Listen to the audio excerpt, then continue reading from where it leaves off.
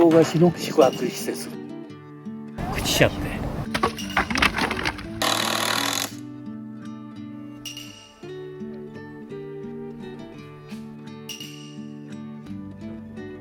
自然がそうやって演出してくれるから、逆にそんなに手加える必要ないという、勝てないんで我々は自然には。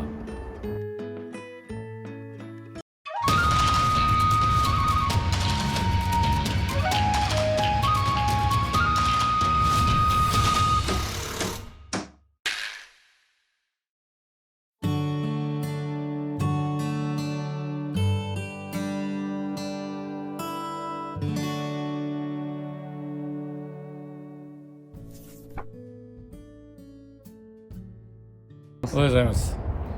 朝早くから行ってもらいたいとこがあって一緒に。じゃあ行きましょう。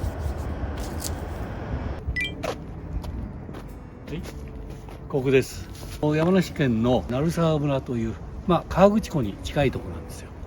唐菓子の宿泊施設、空ビラというところです。こういうちょっと自然の中の立地の中で、この雰囲気をより一層味わいたいという形にちょっとリメイクしたところなんです。はい、ここを凝ってもらいたかったんですけど、こういう状況なんでうちのスタッフだけで仕上げてしまったというところなんです。だけど結構面白かったんで、見よう見まねで要所要所は撮影させておきました。使えるかどうかは分かんないですよ。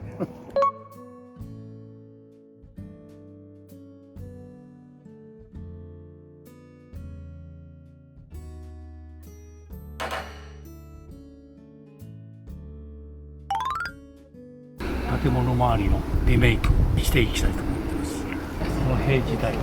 口社ってこれをちょっとデザイン的に変えるという、一応ワインダルを今回ワインダルの全部枠を取った一つずつの部材を使って貼り付けていこうかなと。こういうところだから雰囲気的にも合うかなと。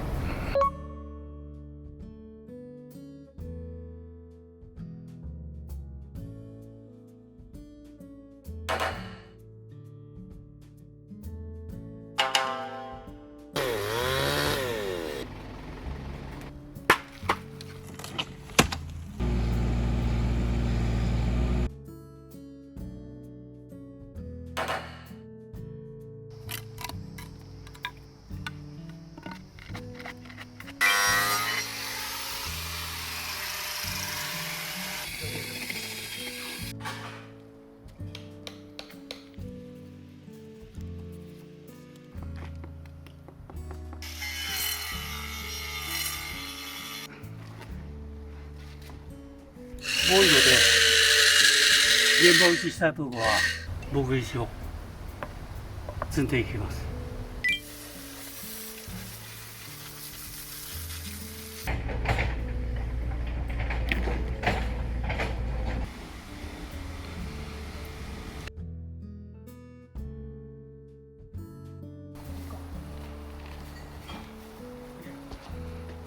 一回分解しちゃいます。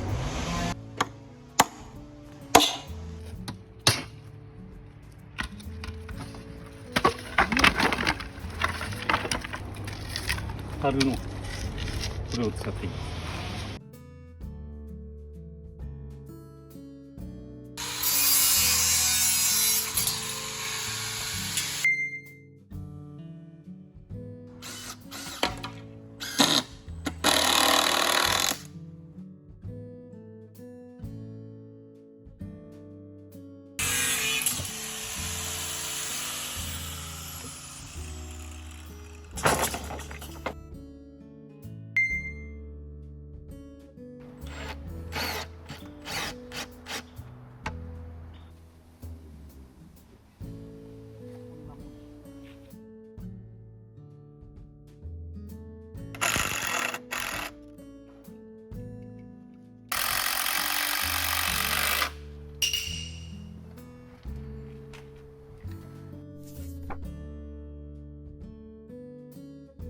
ここが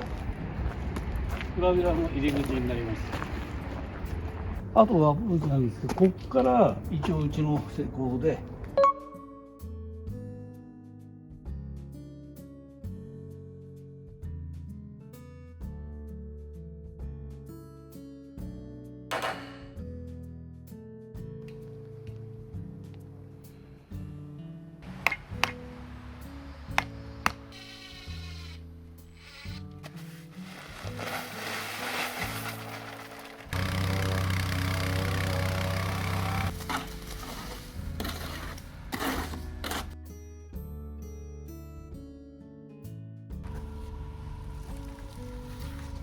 これはお客さんのところにあったやつで柄としてこう入れていきます。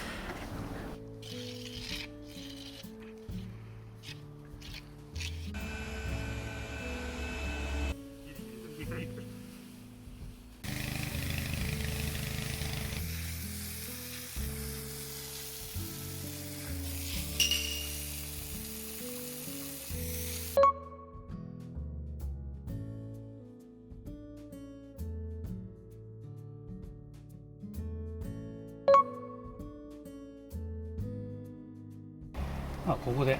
くりみんなが休めるように焚き火をできるような空間をだいたい3メーターぐらいの面積、そこをちょっと平らにしてしまいます。